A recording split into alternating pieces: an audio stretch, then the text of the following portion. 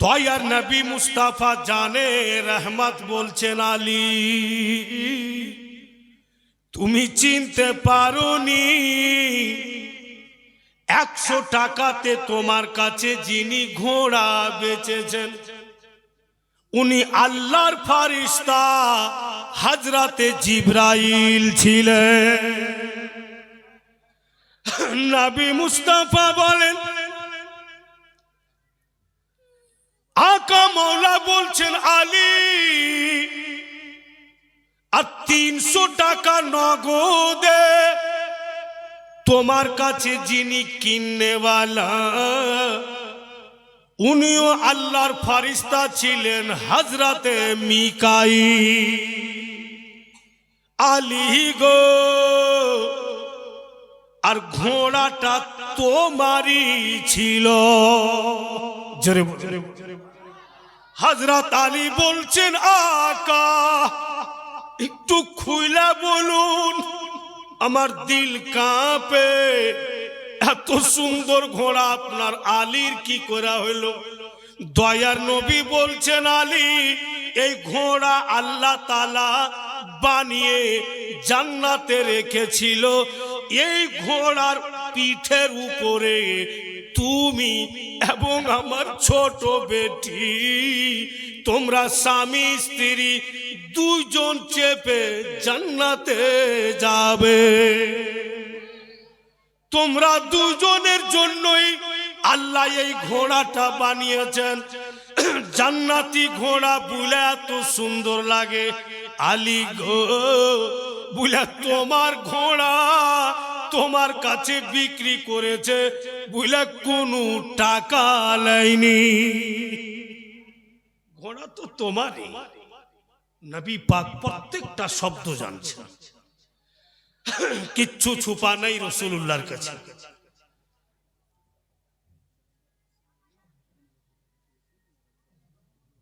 সুবহানাল্লাহ। জনাব বাবুজি আসরাউল সাহেব, মানে কার নামে? বাবার নামে বাবুজি আসরাউল সাহেব 1500 টাকা দান করেছেন হাসনাইন কারিমাইনের স্টেজে। আর ওনার দিলি তামান্না যে সবাই আমরা উপস্থিত আছি যেন ভরা মজলিসে দোয়া হয়, তো আরো অনেকেই দিয়েছেন, সবারই দোয়াটা হয়েই যাক, তারপরে শুনবেন আল্লাহুম্মা আমিন। আই আল্লাহ রহমান ও রহিম খালিকে কায়নাত মাওলা, তোমার কাছে কিচ্ছুর কমি নাই খোদা। তোমার বান্দা জনাব আসরাউল সাহেব নিজের বাবার দোয়ায়ে মাগফিরাতের জন্য 1500 টাকা মসজিদে নগদ দান করেছেন মাওলা। এ আল্লাহ, তুমি সেই ছেলের দানকে কবুল করে নাও, তোমার সেই বান্দার দানকে কবুল করে তার আব্বা জানকে শেষ হিসাব কিতাব পর জান্নাতুল ফিরদাউস আতা করো। খালিকে কায়নাত তার রুজি রোজগারে তুমি বরকত আতা করো, ওর যা তামান্না সেটা আল্লাহ তুমি পূর্ণ করে দাও। এবং আসরাউল সাহেবের দানের সাথে সাথে যতটা দান এসছে স্টেজ আজকে, সকলের দানকে আল্লাহ উনার দানের সাথে তুমি কবুল করে নাও। অনেকেই ভাইরা বাপেরা 100 টাকা 200 টাকা, মা বোনেরা 150, যা যা পেরেছেন দিয়েছেন, প্রত্যেকের দানকে আল্লাহ তুমি কবুল করে নাও। মাওলা, আমরা যেমনই আছি বান্দা তো তোমারই, তুমি যদি কবুল না করবে তো কে করবে? যদি আমাদের কিছু ভুল ভ্রান্তি আছে তুমি যদি ক্ষমা না করো তো কে করবে? আমরা তো বান্দা তোমারই, যদিও আমরা গুনহেগার, তুমি যে রহমান, তুমি যে গফফার, তোমার কাছে কিছুর কমি নাই। তোমার অফন্ত দয়াতে নবী পাকের সাদকাতে সকলের দান এবং দোয়া আল্লাহ কবুল করো। আমিন ইয়া রাব্বাল আলামিন। লা ইলাহা ইল্লাল্লাহু মুহাম্মাদুর রাসূলুল্লাহ সাল্লাল্লাহু আলাইহি ওয়াসাল্লাম। তো আমরা বুঝে গেলাম যে হাসনান কারিমাইনের জন্য আল্লাহর ফেরেশতা জান্নাত থেকে ঘোড়া এনে বিক্রি করছেন, আর ফের আল্লাহরই ফেরেশতা খরিদ করছে যেন হযরত আলীর টাকা হয়ে যায় আর বাড়িতে ক্ষীর রান্না করা সামানও হয়ে যায়। সব কিছু হয়ে গেল। এবার সাইয়্যিদা মা ফাতেমা রাদিয়াল্লাহু তাআলা আনহা বাড়িতে ক্ষীর রান্না করতে লাগলেন। ক্ষীর রান্না করছেন আর ইমাম হাসানকে বলছেন, বাপুরে ক্ষীর যখন রান্না করছি বেটা, যাও যাও তোমার নানাকে ডেকে আনো। ইমাম হাসান আলী মোকাম ইনি কিন্তু নবী মুস্তাফার দরবারে যাচ্ছেন। গিয়া দেখছেন ইমাম হাসান নবী মুস্তাফা একটি চাদরে মাথা মুবারক থেকে পা পর্যন্ত নবী মুস্তাফা ঢাপা আছে। যেমনই কাছে গেলেন ইমাম হাসান, দয়ার নবী চাদরের ভিতর থেকে বলছেন, হাসান নাকি? বলে হ্যাঁ। না না, বলে এসো তুমি আমার পার্শ্বে লম্বা হয়ে যাও। বলছেন কিন্তু নবী পাক, বলছেন নবী পাক নিজের নাতিকে, তুমি আমার পার্শ্বে লম্বা হও। যেমনই নানা বললে, নাতি গিয়ে নবী পাকের পার্শ্বে লম্বা হয়ে শুয়ে গেল। কথার বলতে পেল না যে ক্ষীর রান্না হচ্ছে, চলুন। যেমনই নানার পার্শ্বে ইমাম হাসান লম্বা হয়েছেন, যে চাদর খানাতে নবী মুস্তাফা ঢাপা ছিলেন, চাদর খানা যেন বেড়ে যায়। চাদরটা বেড়ে ইমাম হাসান আলী মোকামকে বাপু ঢেপে দিবে। আর যেমনই চাদরে ঢাপা পড়েছেন ইমামে হাসান, উনিও কিন্তু খামোশ, চুপচাপ হয়ে গেলেন। বেশ কিছুক্ষণ অপেক্ষা করলেন হযরত মা ফাতেমা, যে আমার ছেলে হাসান গিয়েছে আমার আব্বাকে আনতে, কেন নিয়ে আসছে না? এবার ইমাম হুসাইনকে বলছেন, বাপু তোমার ভাই গেলছে তোমার নানাকে আনতে, এখনো ফিরছে না বেটা, তুমি যেতে পারবে? এমন একটা কথা বললেন ইমামে হুসাইন আলী মোকাম, যে নবীর নাতির পাওয়ার দেখেন, রাসূল আল্লাহ নাতির পাওয়ার দেখেন। ইমাম হুসেন আলী মোকাম বলছেন, আপনি বলছেন যে আমি যেতে পারবো কি? মা গো, নানা যদি আসমানে থাকে তবুও হুসাইন যাবে।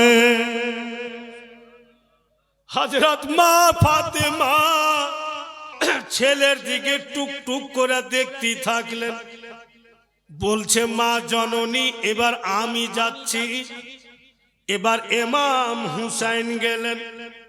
যেমনই গিয়েছেন নবী মুস্তাফা চাদরের ভিতর থেকে ফের আওয়াজ দিচ্ছে, কে গো, হুসাইন নাকি? বলে হ্যাঁ। না। বলে এসো তুমি আমার হাসানের পার্শ্বে লম্বা হও। বলছে তো না না, কাটতে তো পারা যায় না। ইমাম হাসানের পার্শ্বে ইমাম হুসেন লম্বা হয়ে শুয়ে গেলেন।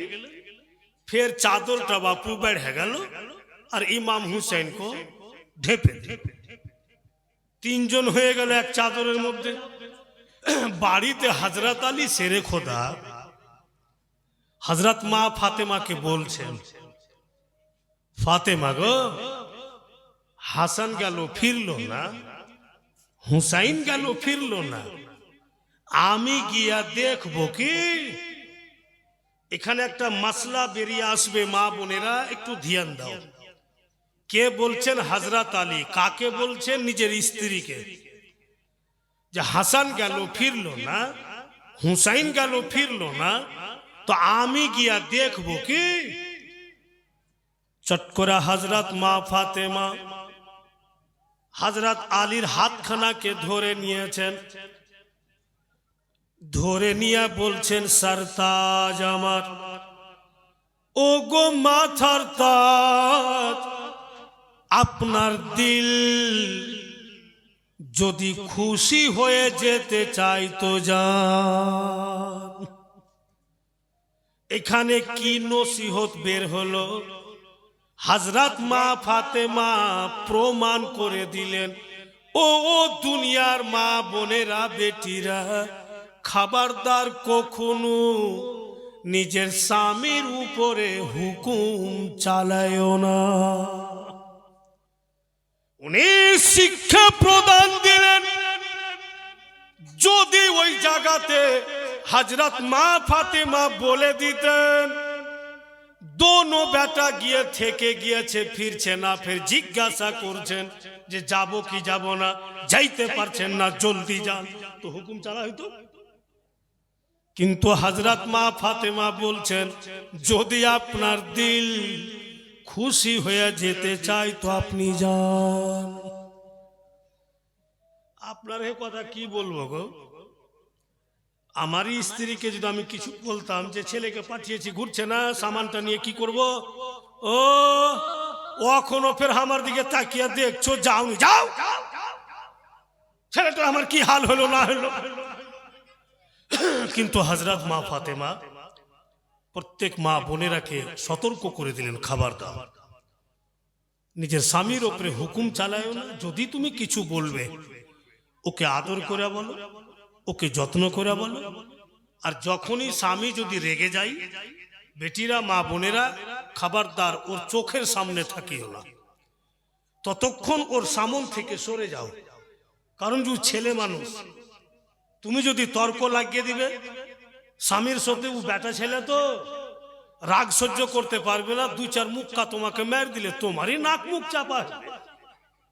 আর তুমি যদি তখন ওর সামন থেকে সরে যাও, যখন ওর রাগটা ঠান্ডা হবে, আবার পরে যদি এসে তুমি বলো যে আপনি যে কথাগুলো বলেছেন, তো আপনি একটু ভেবে দেখেন, বোধহয় কথাগুলো ঠিক ছিল না, নিশ্চয়ই আপনার স্বামী বুঝতে পারবে যে না, আমি এটা ভুল করে দিয়েছি।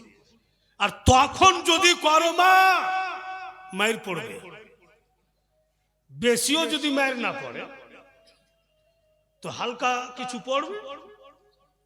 এরকম হচ্ছে, অনেক জায়গাতে হয়েছে।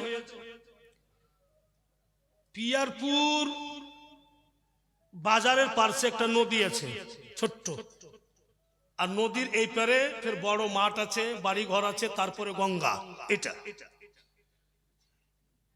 তো কথাবার্তা স্বামী স্ত্রীতে হচ্ছে, হতে হইতে কিন্তু রাত্রে খেতে দিয়েছে, আর সামনে ওর স্ত্রী বসে আছে, খাওয়াচ্ছে, খাচ্ছে ওর স্বামী, কি কথা নিয়ে কিন্তু তর্ক হয়ে যায়। এই বেটা ছেলের মিজাজ, কিন্তু খাওয়া দাওয়া ছেলে দুই চার কিল দামাদাম ওকে দোক মেরে দিয়েছে। এই বিচারা সকালে উঠে চায়ের দোকান গেছে, তো চায়ের দোকান থেকে বাড়ি ফিরছে, তো ওর স্ত্রী বাড়তে নাই। তো পড়োশি তোর চাচিকে বলছে, চাচি তোমার বৌমা নেই কেন? আরে বেটা, তুই রাইতে মেরেছিলি? ও তো মারিনি, দু চার কিল মেরেছি। তর্ক করছিল তাই বলে, ওই জন্য বৌমাটা বকছিল খুব, যে আমাকে মারবি, আমিও থাকবো না। আমার বাপ যেটা গরু দানে দিয়েছে, গরুও রাখবো না। দৌড়ে যে দেখছে তো খুঁটাতে গরুও নেই।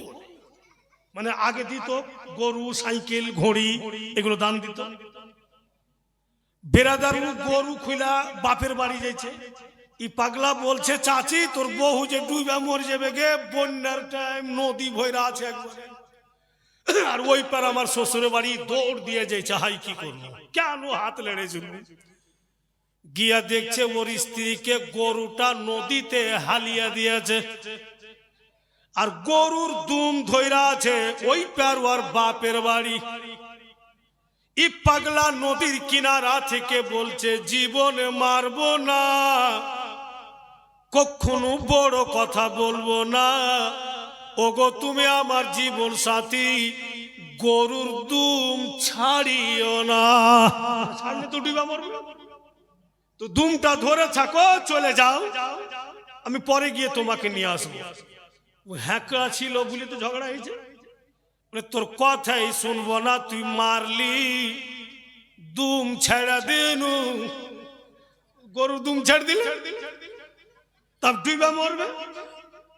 তো যখন ডুবা মরবে তো পানি ভাগছে ফারাক্কা, ই খোঁজ করতে যাচ্ছে উজান রাজমহল। তো গোটা পিয়ারপুর বলছে এরে খ্যাপা পানি ফারাক্কা যাচ্ছে এদিকে যা।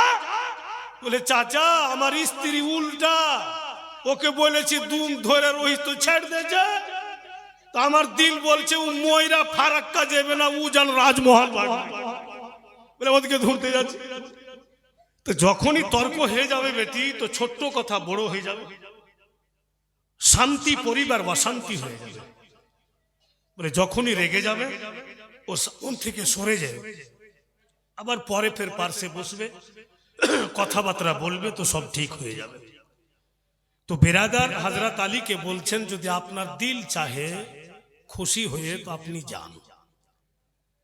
এবার কিন্তু হযরত আলী শেরে খোদা যাচ্ছেন, যেমনই পৌঁছাচ্ছেন তো চাদরের ভিতর থেকে নবী মুস্তাফা বলেন আলী গো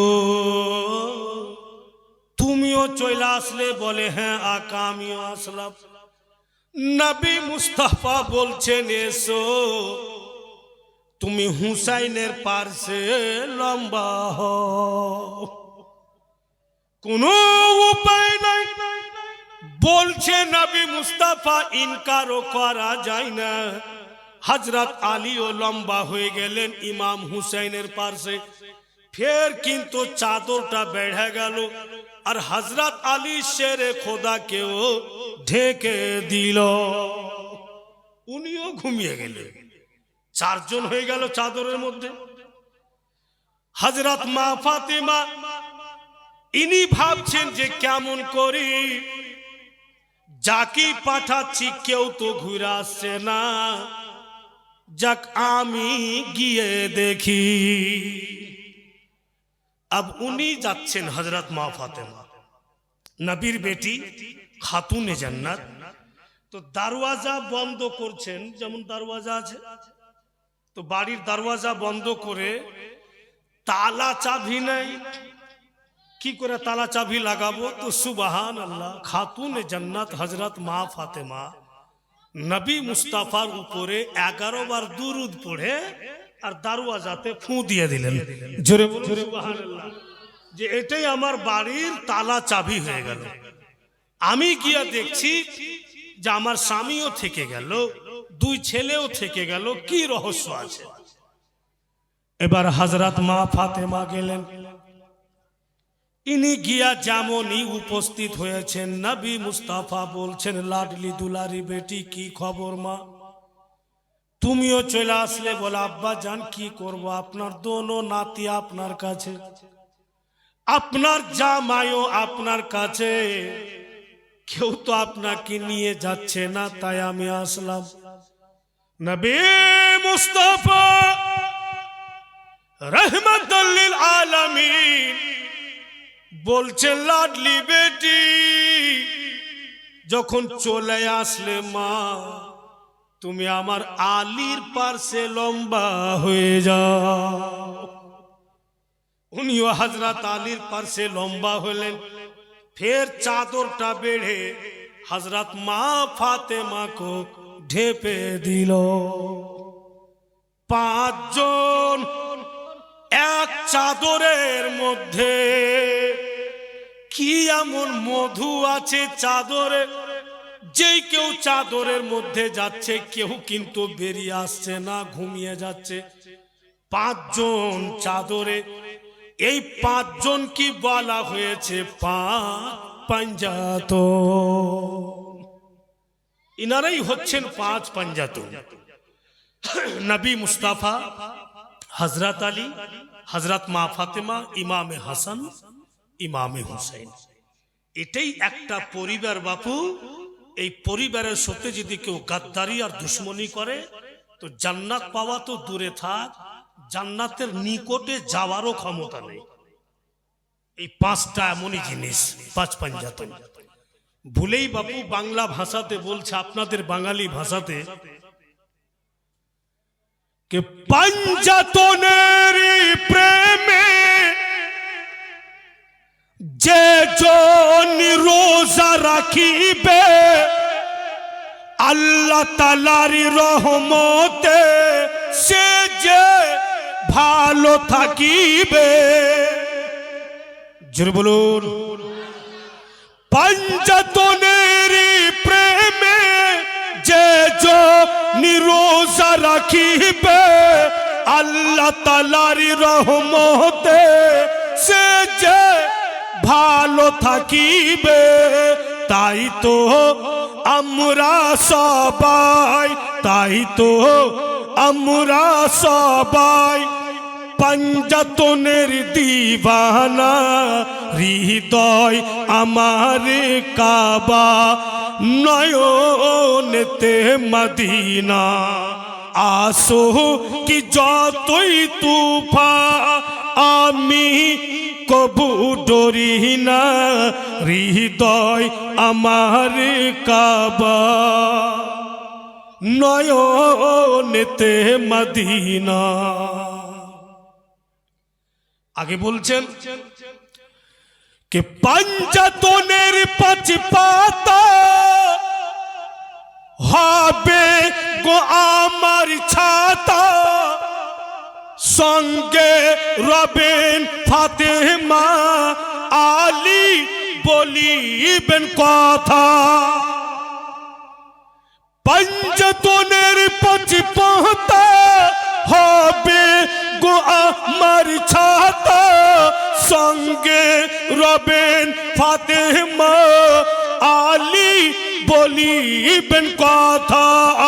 হাসান দিখাবেন আলো, হাসান দিখাবেন আলো।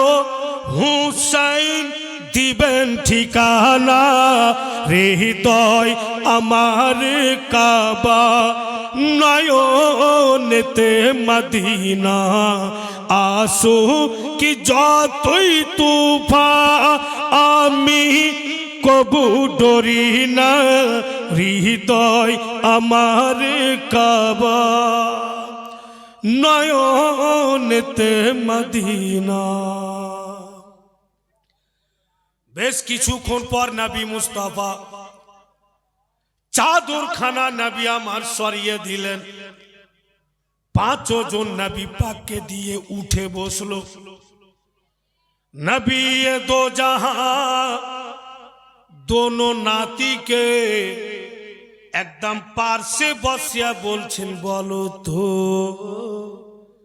আমার চাদরের তলে যে দোনো ভাই ছিলে তো কি দেখলে? হাসনান কারিমান বলছেন না না বলবো পরে, কি দেখেছি বলবো পরে, ওর পূর্বে কিছু আর বলবো তো বলো। হাসনান কারিমান নানার হাত চুমছার বলছেন নানা গো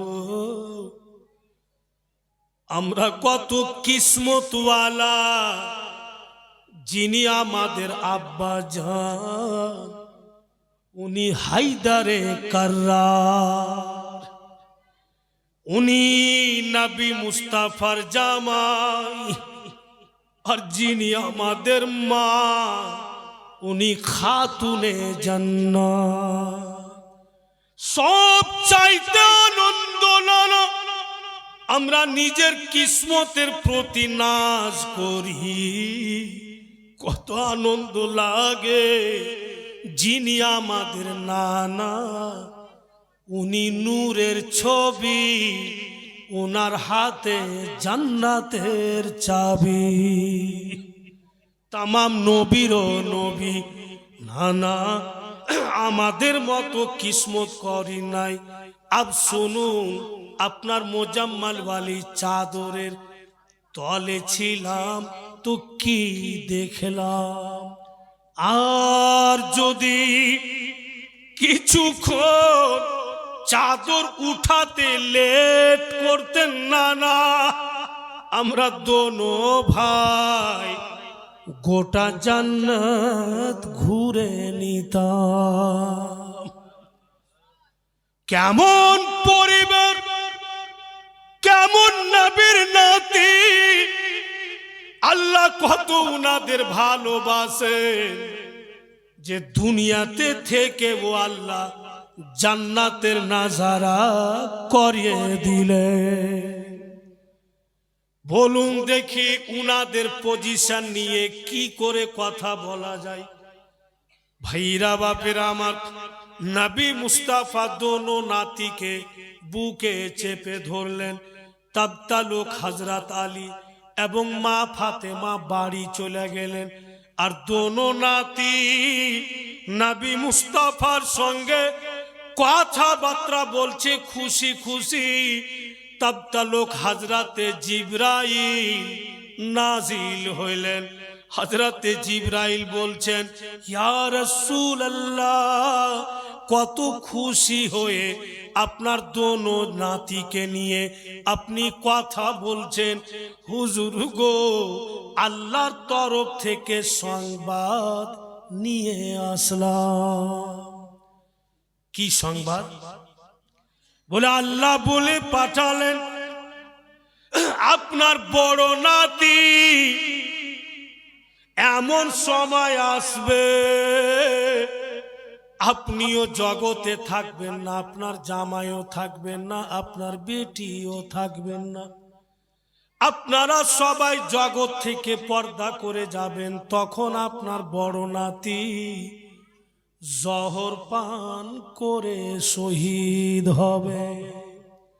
আর আপনার ছোট নাতি মার্কায়ে কারবালাতে গলা কাটিয়ে রক্তেই রক্তিত্ব লাল হয়ে শহীদ হবে।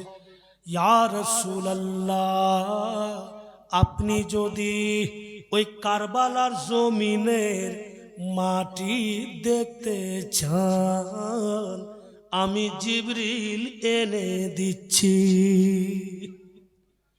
নবী মুস্তাফা দোনো নাতির দিকে দেখছেন, উনার চোখ দিয়া হা হা করে পানি ঝরছে।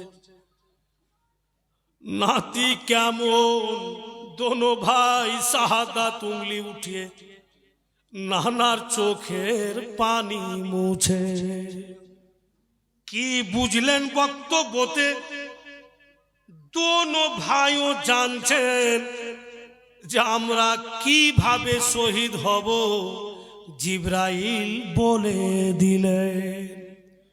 জিবরাইল আমিন কারবালার সরজমিনের মাটি উঠিয়ে নবী মুস্তাফাকে দিলেন। ইয়া রাসূলুল্লাহ, এই যে মাটি কারবালার জমি থেকে আইনা দিলাম, এই মাটিতেই আপনার ছোট নাতি শহীদ হবে। নবী মুস্তাফা মাটিখানাকে সুঙ্ঘে দেখলেন আর বারবার হাসনান কারিমাইনকে চুমছেন। আর তখন ফের জিবরাইল বলছেন, ইয়া রাসূলুল্লাহ, এই মাটিখানাকে যত্ন করে রেখে দেন।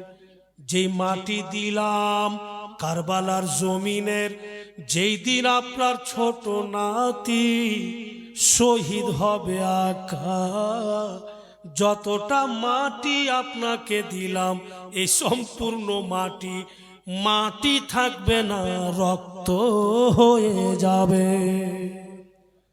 দয়ার নবী দোনো নাতিকে টেনে বুকে চেপে বলছেন, আল্লাহ জাতি তুমি রাজি, অতি আমি রাজি। আল্লাহ তোমার কাছে কিচ্ছুর কমি নাই। আমার দোনো নাতির কষ্টের বিনিময়ে আমার যত গুনাহগার উম্মতের উম্মতি, ওদের জীবনের গুনাহ খাতা মাফ করে দাও। মায়ের গর্ভে থেকে পৃথিবীতে এসেছি, বাপ কষ্ট করে মানুষ করেছে, কিন্তু আমার নবীর মতো আপন হতে পারে না। আমাদের সবচাইতে আপন নবী মুস্তাফা, উনার মতো আপন কেউ হতে পারে না। দয়ার নবী উম্মে সালমাকে ডাইকা বলছেন, সালমা গো, এই মাটি খানা তোমাকে দিচ্ছি, তুমি যত্ন করে রাখো। যেদিন আমার হুসাইন কারবালার মাটিতে শহীদ হবে, তুমি দেখিও যে মাটি খানা রক্ত হয় কিনা। এখানে নবী মুস্তাফার একটা ইলমে গায়ব প্রকাশ্য হয়ে গেল। অন্য কোন ব্যক্তিকে নবী মুস্তাফা মাটি খানা দিলেন না, উম্মে সালমাকে দিলেন। এর মানে নবী আমার জানছেন, যখন আমার হুসাইন শহীদ হবেন তখন সালমা জগতে থাকবে বলে উম্মে সালমাকে মাটি খানা দিলেন। ওদিকে হযরত মা ফাতেমা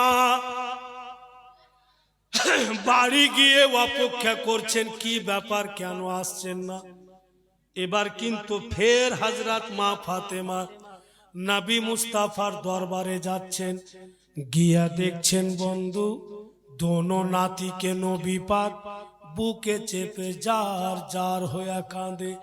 হযরত মা ফাতেমা বাপের সামনে গিয়ে বলছেন, আব্বা জান, কি হয়েছে আপনাকে বলুন তো। যদি কোনদিন আপনি দুঃখে ছিলেন বা কষ্টতে ছিলেন, আর যদি আমার দুই ছেলেকে আপনি পেয়েছেন, তো তামাম দুঃখ আপনি ভুলে যান। আজকে আমার দোনো ছেলেকে বুকে চেপে কেন কাঁদেন। নবী পাক বলছেন, বেটি, আমি তোমার ছেলেদের নানা, আমি তো কেঁদে কেঁদে সহ্য করছি রে মা, কিন্তু পেটে তো তোমার ছিল, তুমি দুধ পান করিয়েছ, তোমার ছেলেরাকে গর্ভে তুমি রেখেছো মা, তোমাকে বলবো তো তুমি সহ্য করতে পারবে না। হযরত মা ফাতেমা বাপের চোখের পানি মুছছে আর বলছে, আব্বা জান, এমন কথা কেন বলছেন বলুন তো। যদি হাসনান কারিমানের মা আমি, তো আজকে ওদের মা, প্রথমে তো আমি আপনারই বেটি, বলুন আমাকে, ইনশাল্লাহ আমি সহ্য করব। তখন নবী মুস্তাফা পূর্ণ ঘটনা খুলে শোনালেন, কে জিব্রাইল এসেছিলেন, আমাকে সংবাদ দিয়ে গেলেন, তোমার বড় বেটা জহর পান করে শহীদ হবে, তোমার ছোট বেটা মার্কায়ে কারবালাতে গলা কাটিয়া শহীদ হবে। ওই সমাতে না আমি থাকবো, না তুমি থাকবে, না আলী থাকবে। হাইরে মা ফাতেমা, জিন্দগি ভোর ও মা বিটিরা, হযরত মা ফাতেমার যদি প্রশংসা করেন তবু হক আদায় হবে না বেটি। হাইরে নবীর বেটি হাসনান কারিমাইনের মা চট করে উজু করলেন, আর উজু করে বাপের সামনে বইসা বলছে, একটি কথা বলেন তো, আমার দুই কলেজার টুকরা কোন রাস্তাতে শহীদ হবে, কোন পথে আমার ছেলেরা শহীদ হবে। দয়ার নবী বলছেন, মা, ইসলামের মান সম্মান বাঁচাতে গিয়ে শহীদ হবে, মুমিনের সিনাতে ঈমান বাঁচাতে গিয়া শহীদ হবে। হযরত মা ফাতেমা বলেন, তবে আমার দোনো ছেলে আল্লাহর রাস্তাতে শহীদ হবে। বলে, হ্যাঁ মা। হাইরে খাতুনে জান্নাত নবী মুস্তাফা হাত ধইরা বলছে, আব্বা জান, আমি পেটে রাখাছি, ছেলেরাকে জন্ম দিয়েছি, দুধ আমি পান করিয়েছি, আমার তো কলেজার টুকরা, আমার দুই লাল আল্লাহর পথে শহীদ হবে। এর বিনিময়ে আল্লাহর কাছে যদি আমি কিচ্ছু চাই আল্লাহ আমাকে দিবে কিনা? নবী মুস্তাফা বলে, বেটি কিছু তুমি চাইবে তো আল্লাহ দিবে কিনা তুমি বলছো? সে কথা নয় রে মা, তোমার দুই ছেলে শহীদের কষ্টের রক্তের বিনিময়ে তুমি যা কিছু চাইবে আল্লাহ তাআলা তোমাকে দিবে মা। তুমি শুধু চাও আল্লাহ দিবে। হাইরে খাতুনে জান্নাত জায়নামাজ বিছিয়ে দিলেন। নবী মুস্তাফা নিজের বেটির দিকে তাকিয়া দেখছেন, হযরত মা ফাতেমা জায়নামাজ বিছিয়ে নিজের দোনো কলেজার টুকরাকে দুই পাশে বসিয়ে দিলেন। বসিয়ে দিয়ে উনি দুই রাকাত নামাজ পড়লেন।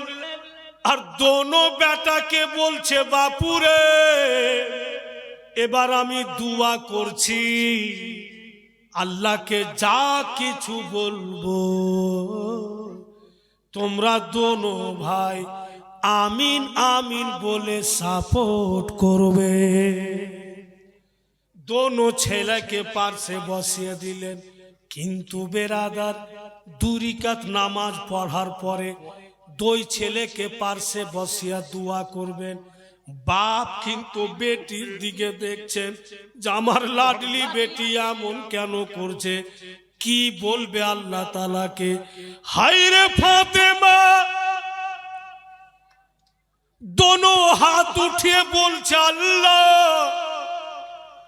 আমার হাসান জহর পান করবে, গলা জ্বলবে, বুক জ্বলবে, পেট জ্বলবে। ছেলে আমার কত মা বুলা কাঁদবে, কত আব্বা বুলা কাঁদবে, আমরা কেউ থাকবো না। আমার হুসেন মার্কায়ে কারবালাতে গলা কাটিয়া শহীদ হবে, ছেলের কত রক্ত যাবে। আমি তো মা, আল্লাহ আমার দুই ফুল তোমার পথে কুরবান হবে, শহীদ হবে। তোমার নবী বলেছেন এর বিনিময়ে তোমার কাছে যা চাইবো তুমি দিবে। আল্লাহ আমার দুই ছেলের শহীদের বিনিময়ে, এদের কষ্টের বিনিময়ে আমার আব্বা উম্মতের দুঃখে দুঃখী, আমার আব্বা উম্মতের সুখের সুখী, আমার আব্বা জানের যত উম্মত উম্মতি সকলের জীবনের গুনাহ খাতা মাফ করে দিও। এমন পরিবেশ গুনাহ করছি আমরা, আর মাফ করাইছেন নবী আর আলে নবী। উনারা আমাদের জন্য রাত দিন কাঁদে যেন আল্লাহ আমাদের জান্নাতি করে দেয়। ভাইয়েরা, বাপও কখনো কখনো, মাও কখনো কখনো নিজের স্ত্রীও, যদি বাপু নিজের স্ত্রীর জন্য আমি কত কষ্ট করছি, রাত জাগছি ওর জন্য, এটা নিচ্ছি ওটা নিচ্ছি, আর একটু যদি কিচ্ছু হয়ে যায় ছট করে স্ত্রীও বলে দিচ্ছে তোর ভালাই হবে না, ছট করে বলে দিচ্ছে। কিন্তু নবী মুস্তাফা নিজের উম্মতের যত ভুল ভ্রান্তি বারহা আল্লাহর দরবারে দুয়া করতে আছেন। আমার উম্মত বড় কমজোর, আল্লাহ তুমি ক্ষমা করে দাও। আমার উম্মত যা ভুল করছে আল্লাহ তুমি মাফ করে দাও। তুমি তো রহমান, তুমি তো দয়ালু। বলুন, তাই তো বেরাদার আমরা স্পষ্ট বলি, এই परवरदिगार किसी को दौलत चाहे तू दे दे, अगर कोई तुझे दुनिया का हुकूमत मांगे तो तू दे दे। हम सब गुलामे नबी है, हमको मुस्तफा दे दे।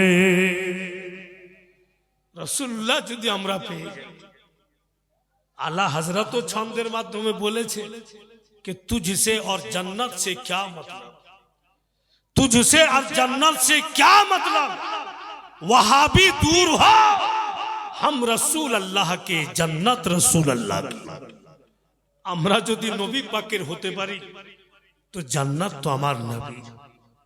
বলি বেরাদার আহলে বায়াতের কথাবার্তা যখনই আপনি দিল লাগিয়া শুনবেন আর উনাদের মর্মান্তিক কথা টেনে শোনানো যাবে তো বাপু কোন সমাতে লোকের দিল বলবে না যে আমি শুনবো না। যারা সত্যি দিলওয়ালা সুন্নি সেল আকীদা তারা। কিন্তু বেরাদার আমি কাটিহার লাভা বলে একটা জায়গা আছে, ওখান থেকে জীবনী বলে আপনার এখানে আসলাম। তো ওইখানে বাপু প্রথম রাত জীবনী হইল, আর সকাল হইতে হইতে আমার রিপোর্ট খারাপ হয়ে বলছে জমছে না। কেমন কি বাপু জমে না? মসজিদে নামাজি গুনকে বলছি যে হ্যাঁ গো এই যে কথা গ্রামে হচ্ছে, কেমন কি করা যাবে, আর থেকে আর ভালো করে বলা যায়? বলছে না মৌলভী সাহেব ওগুলা শুনবে না, চুটকি কহেন, হাসি রহস্যর কোনো কথা বলেন, আর লম্বা লম্বা ভাটেলি সুরে গজল টজল বলেন, তবেই জমবে আপনার। আবার দ্বিতীয় রাইতে চেষ্টা করলাম, ফের স্টেজ জমলো না।